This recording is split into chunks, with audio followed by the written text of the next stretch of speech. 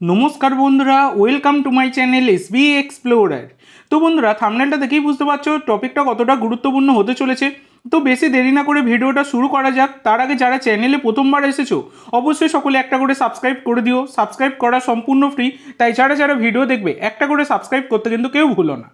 তো বন্ধুরা, প্রথমেই যে আপডেটটা দিয়ে শুরু করতে চলেছি সেটা হচ্ছে জিকসন সিংয়ের নাম ঘোষণা কিন্তু করে দিল ইস্ট বেঙ্গল ম্যানেজমেন্ট। তোমাদেরকে আগেই জানিয়ে দিয়েছিলাম জিকসন সিং তিনি কিন্তু কনফার্ম হয়ে গেছেন ইস্ট বেঙ্গলে। তো 2028 সাল অবধি চুক্তিপত্রে কিন্তু সাইনিং করে দিল জিকসন সিং এবং তার নাম ঘোষণাটাও হয়ে গেল 4 বছরের চুক্তিতে।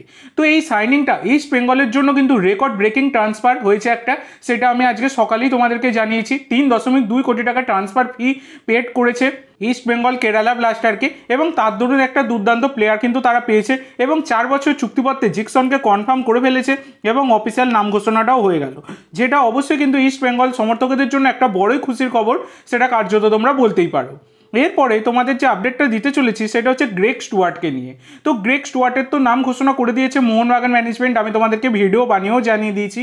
তো এবার ব্যাপার হচ্ছে, গত মরশুমে একটা ছবি খুবই ভাইরাল হয়েছিল, যেটা জেসন কামিন্সের সাথে গ্রেগ স্টুয়ার্টের, যেটা কিন্তু অনেকাংশেই মনে করা হয়েছিল যে আগামী সিজনে গ্রেগ স্টুয়ার্ট এবং জেসন কামিন্স তারা একসাথেই খেলবে সবুজ মেরুন জার্সিতে।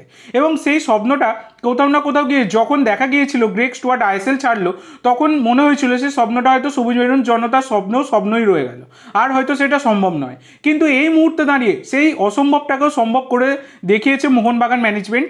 তো গ্রেগ স্টুয়ার্ট এবং জেসন কামিন্স তারা কিন্তু একসাথেই খেলবে, এই হচ্ছে ব্যাপার। তো দেখো, জেসন কামিন্স তিনিও রেঞ্জার্সে খেলেছেন এবং গ্রেগ স্টুয়ার্ট তিনিও রেঞ্জার্সে খেলেছেন, তবে একসাথে দুজনের কখনোই খেলা হয়নি, কিন্তু দুজনেই স্কটিশ। জেসন কামিন্সের বাড়ি হচ্ছে স্কটল্যান্ডেই, তিনি অস্ট্রেলিয়ার নাগরিকত্ব নিয়েছেন, তার কিন্তু ডুয়েল সিটিজেনশিপ রয়েছে এবং স্কটল্যান্ডের বাড়ি কিন্তু এই গ্রেগ স্টুয়ার্টেরও। এবার সেই বিষয়টা নিয়ে জেসন কামিন্সের বাবা ডেভিড কামিন্স তিনি বেশ উচ্ছ্বসিত। তিনি তার সোশ্যাল মিডিয়া হ্যান্ডেলে তিনি কিন্তু এই সাইনিংটাকে একটা গ্রেট সাইনিং বলে তিনি উল্লেখ করেছেন এবং জেসন কামিন্স এবং গ্রেগ স্টুয়ার্টকে একসাথে তিনি কিন্তু খুব তাড়াতাড়ি খেলতে দেখতে চাইছেন। তো এটা অবশ্যই কিন্তু দুই বন্ধু একসাথে খেলবে, সেটা কার্যত তোমরা বলতেই পারো। তো এই দুজনের খেলা দেখার জন্য কারা মুখিয়ে রয়েছে অবশ্যই সকলে কমেন্ট করে জানিও।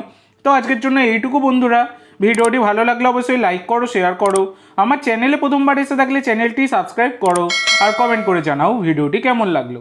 ধন্যবাদ।